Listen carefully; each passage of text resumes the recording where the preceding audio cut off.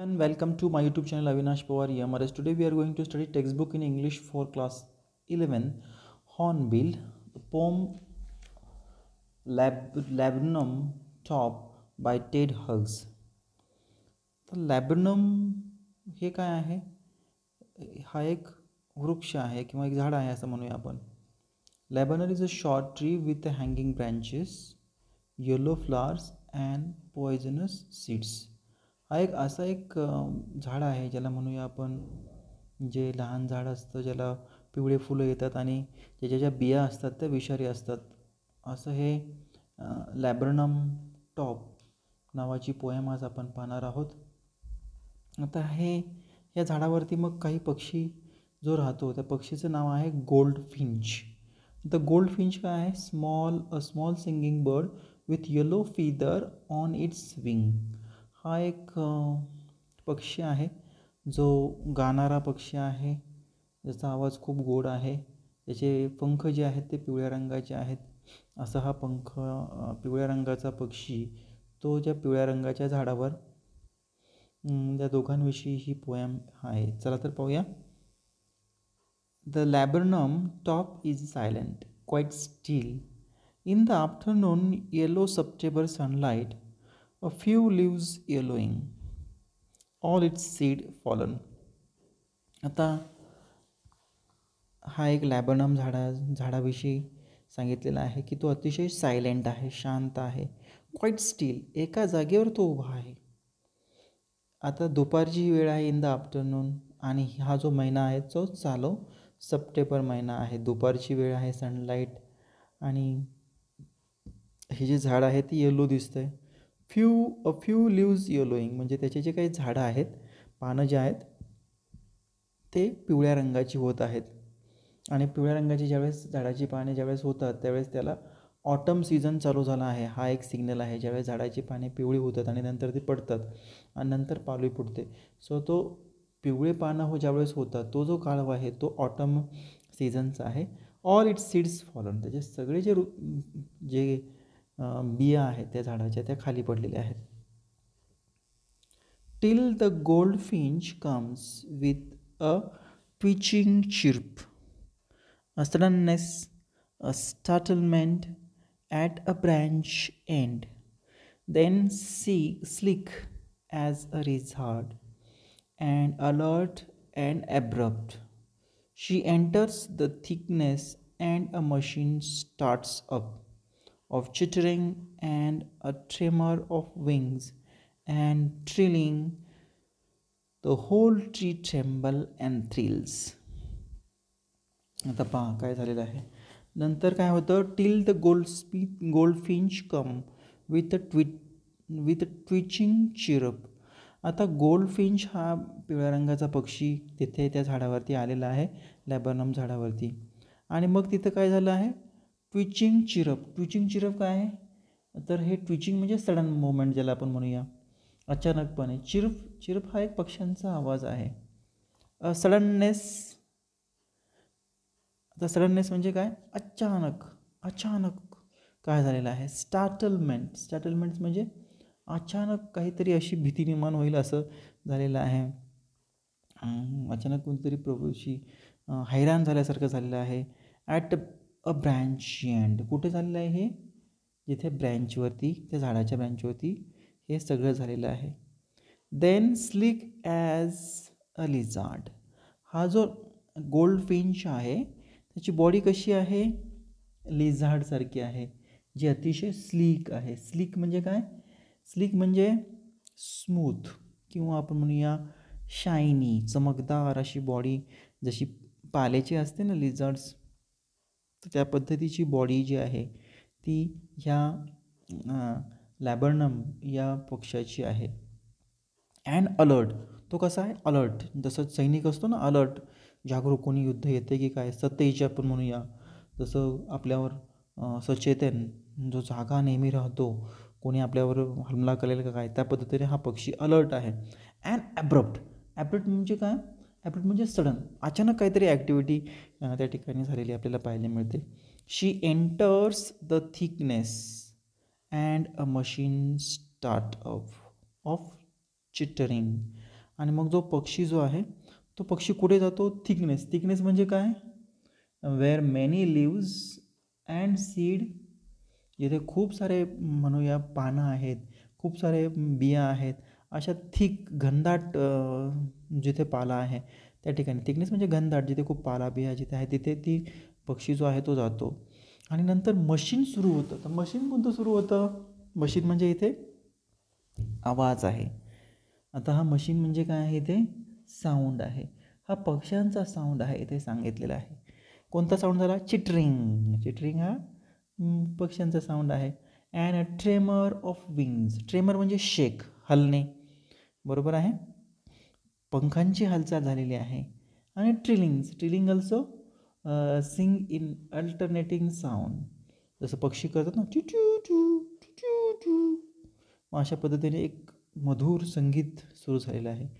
The whole tree tremble and trill. संपूर्ण जे झाड आहे ते थरथरलं आहे आणि एक प्रकारे थ्रिल काहीतरी तिथे होणार अशी परिस्थिती तिथे निर्माण झालेली आहे. It is the engine of her family.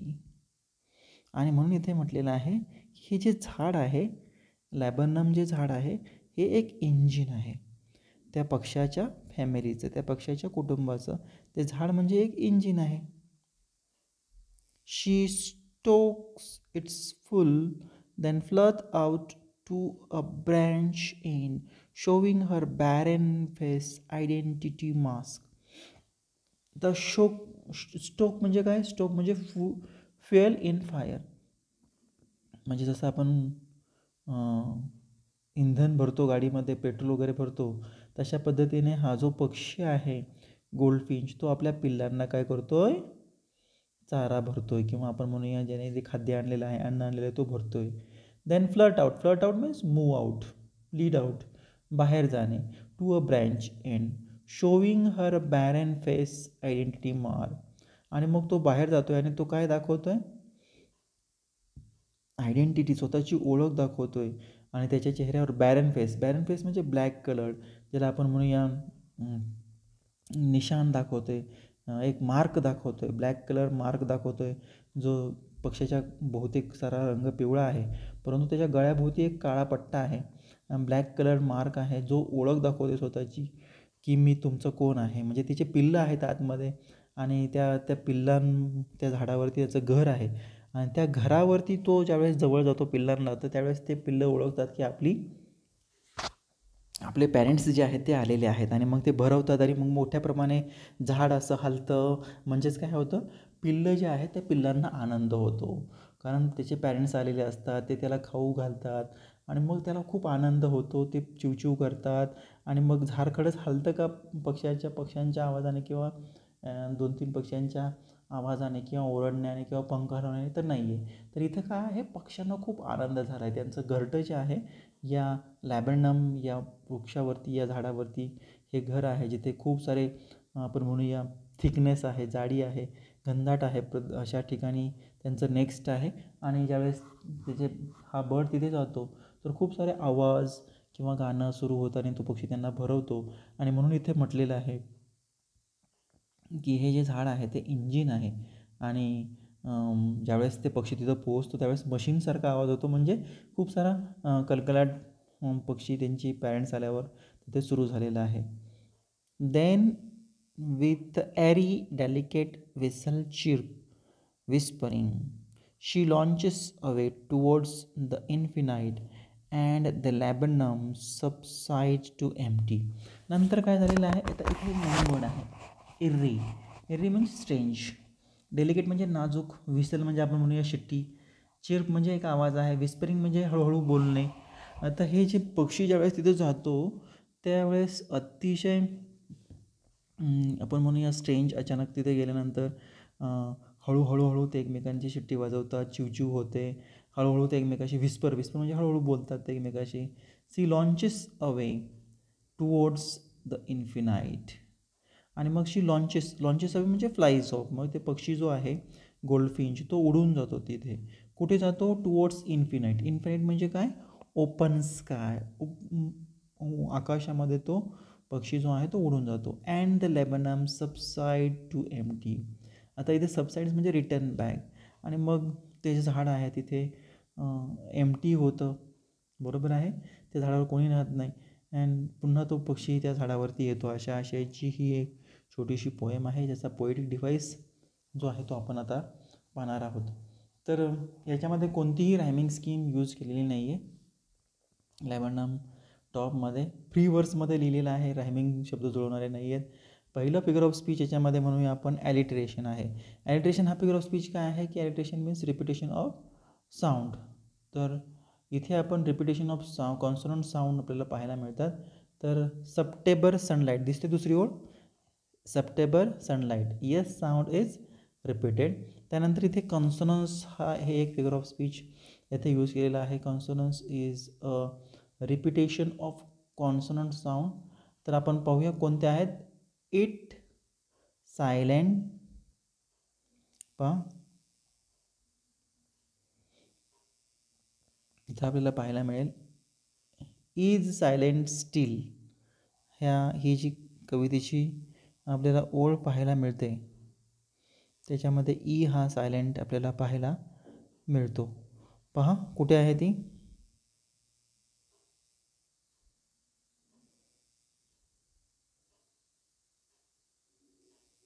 पहिलेच आपल्याला पहिल्या ओळीमध्येच आहे. Laburnum top is silent quiet still. तर इज सायलेंट क्वाईट स्टील पहिलीच ओळ आहे, त्याच्यामध्ये आय हा सायलेंट आहे.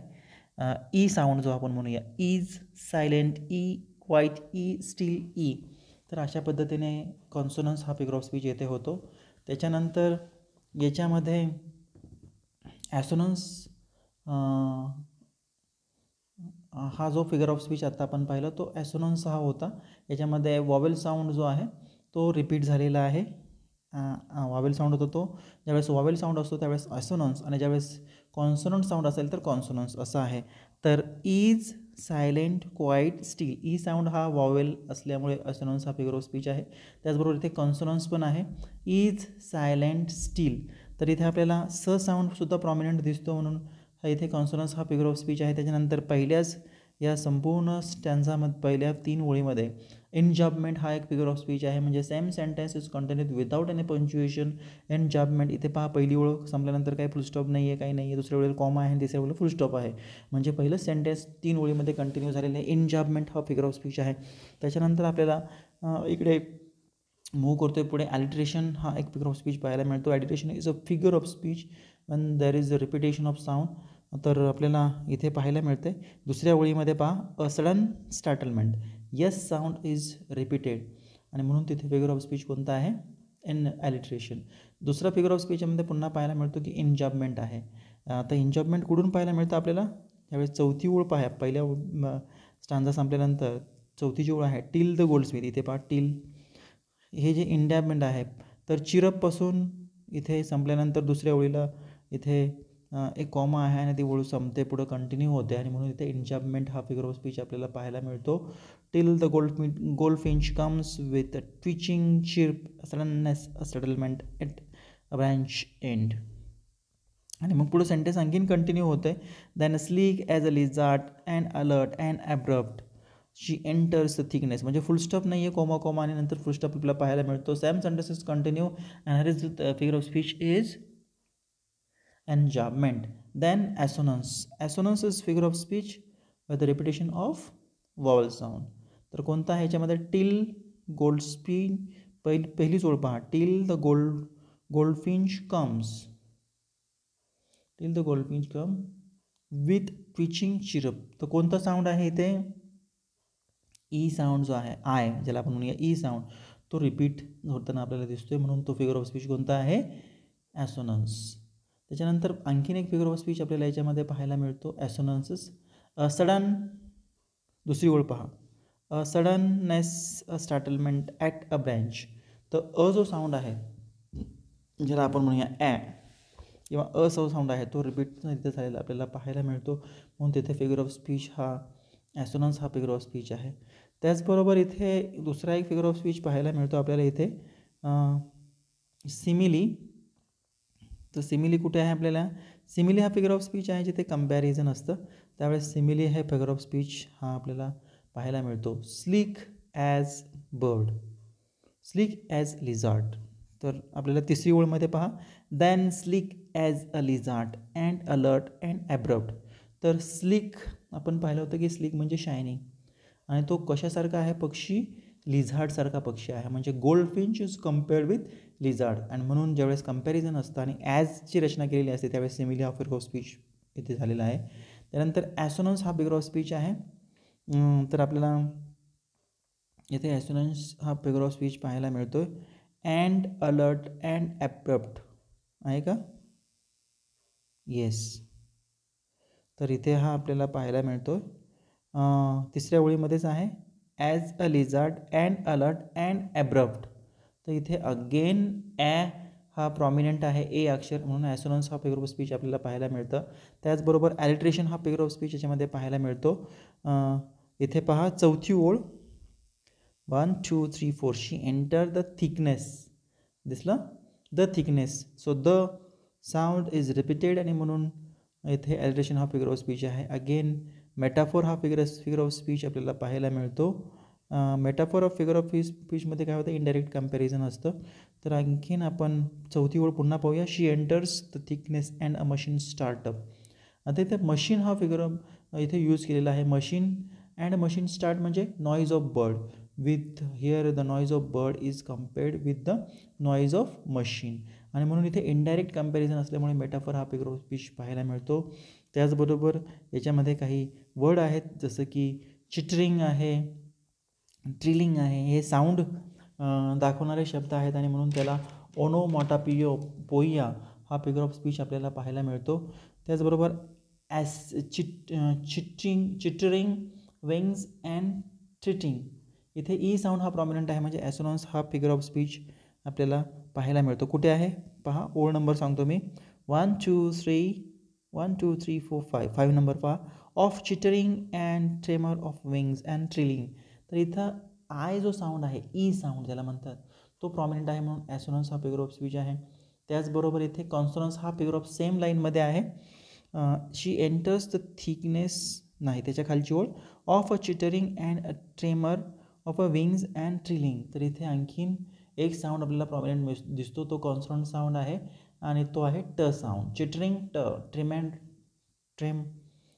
ट्रेमर ट अँड ट्रिलिंग ट. तर कॉन्सोनंट हा साऊंड आपल्याला पाहायला मिळतो. त्याचबरोबर इंजिन रेस्ट दिसतंय पहा, खालून तिसरी ओळ पहा, ही इंजिन, हां right, it's engine of her family. इथे अगेन मेटाफर हा फिगर ऑफ स्पीच पाहायला मिळतो. इथे पक्षाचं नेक्स्ट जे आहे, घरटं जे आहे, ते इंजिनशी कम्पेअर केलेलं आहे, आणि म्हणून इथे आपल्याला मेटाफर हा figure of speech, indirect comparison आपल्याला पाहायला मिळतं. त्याचबरोबर इंजॅबमेंट हा फिगर ऑफ स्पीच पाहायला मिळतो. जी ओळ सुरू झाली ना, शी स्टोक्स,